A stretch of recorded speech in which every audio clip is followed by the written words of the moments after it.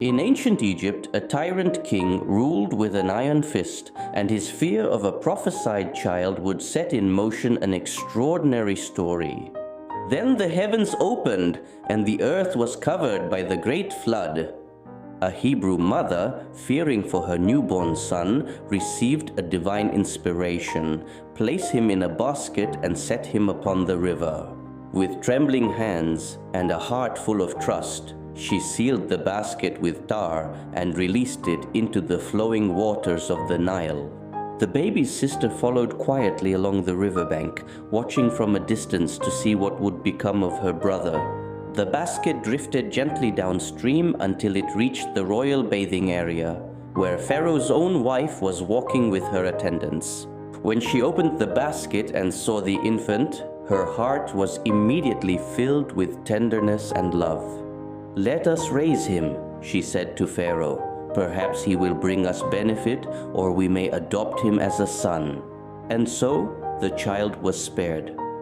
The infant refused every wet nurse offered to him until his own sister approached and suggested a woman who could nurse him well. In this way, by divine plan, the baby was returned to his own mother's arms, nursed within the very palace that had sought to destroy his people. Musa grew up within the palace walls, raised as a prince of Egypt, yet his heart always remained connected to his true origins. As a grown man, Musa one day witnessed an Egyptian overseer cruelly striking a Hebrew slave, and in the struggle that followed, the man was killed. Fearing for his life, Musa fled Egypt into the desert, leaving behind the palace, his family, and everything he had known. He traveled for days through the harsh wilderness until he reached the land of Madian, exhausted and alone. At a well, he helped two young women water their flock and was later welcomed into their father's home with kindness and hospitality. Musa remained in Madian for years, working as a shepherd, marrying and living a quiet life far from the palace he once called home. One night, while traveling with his family, Musa saw a fire burning in the distance upon a mountain and went to investigate alone. As he approached, a voice called out to him from the fire itself, "Musa, I am your Lord. Remove your sandals, for you are in the sacred valley."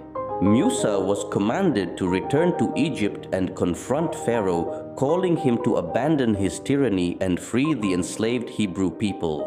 His staff was transformed into a living serpent as a sign, and his hand glowed with radiant light when he drew it from his cloak. Musa returned to Egypt with his brother Harun at his side, walking together toward the grand palace to face the tyrant king.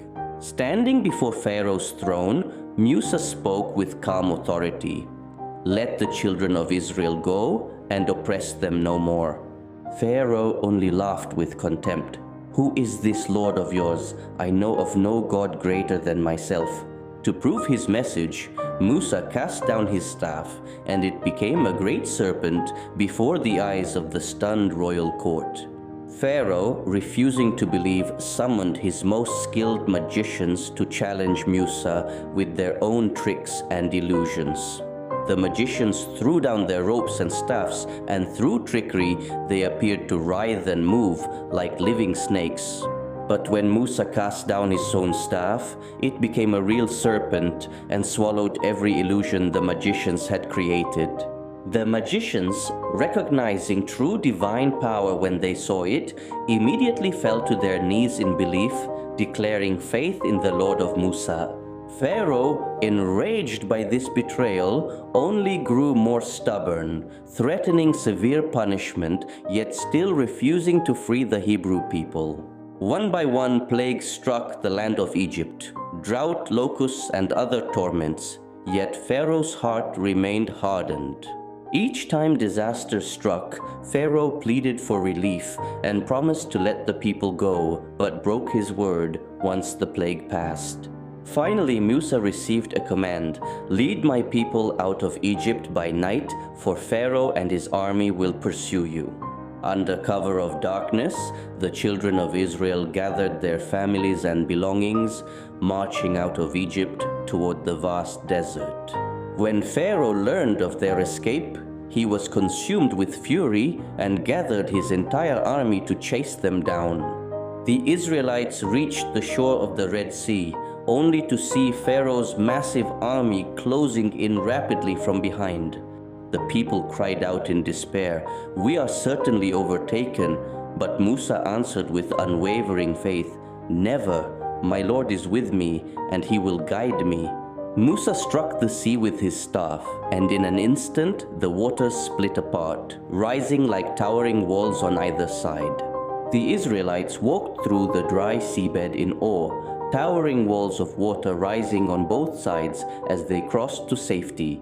Pharaoh, in his arrogance, ordered his army to follow them directly into the parted sea, refusing to believe the miracle before his eyes.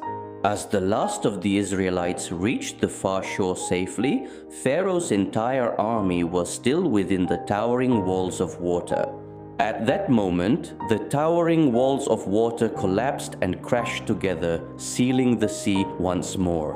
Pharaoh's mighty army, along with the tyrant himself, was swallowed entirely by the returning sea, ending his reign of oppression forever.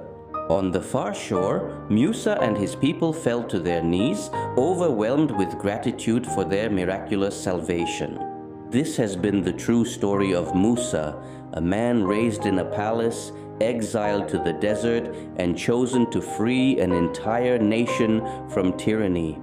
33 centuries later, the courage to stand against overwhelming power is still one of the rarest and most needed qualities a person can carry. Musa stood before a king and an entire empire with nothing but faith and a wooden staff. Have you ever had to hold your ground when everyone around you told you to give up? Tell us in the comments.